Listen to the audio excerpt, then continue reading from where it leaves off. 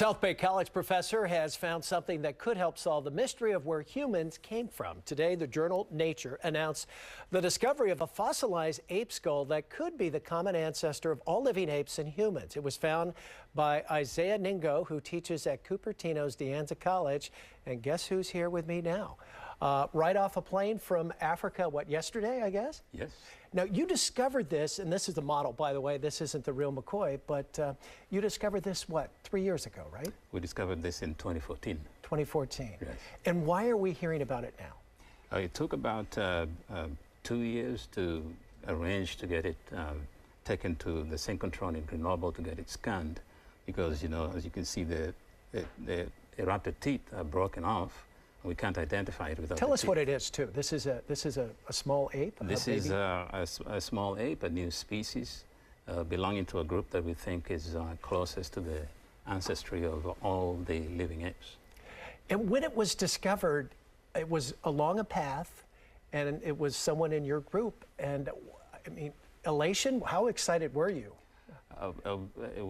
Very difficult to find fossils in that particular locality. The whole day we'd been screening, found nothing. So end of the day, we weren't particularly looking. So when we found this, and when we knew it was an ape, I'm still excited. And it's been, 3 years now, right? It's been 3. I look at it every day, and I'm still excited. Oh, my gosh. And initially, you could not even get people to go on this expedition, right?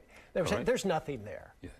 And that's because the site was initially discovered and worked on by the famous Leakey family, and the thinking was that if the Leakeys had been there and there was anything to be found, it would have been found. Yeah. So people didn't expect us to find much there. I heard when you found it, you actually slept with it. You took it everywhere, right? You weren't going to let it out of your sight? No, I slept with it. The day when we found it, we brought it right back to the campus that the Leakeys had built that is very close to the site where we were working.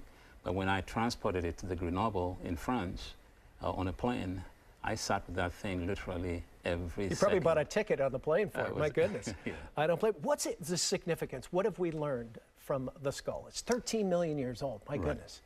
Right, so when we look at the fossil record, we have a fairly good fossil record of human evolution up to 7 million years ago.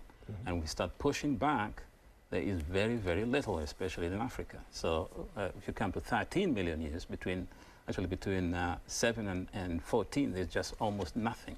So this is the first thing that we have found that tells us at about 13 million years, what do our ancestors look like and where did they live? And so we know they look like this, they look like gibbons, and they lived in Africa. And where is the skull now? The skull is at the National Museums of Kenya in Nairobi. And it will stay there? And it will stay there forever. It's part of human heritage, but no single individual can own it. And what is next for you?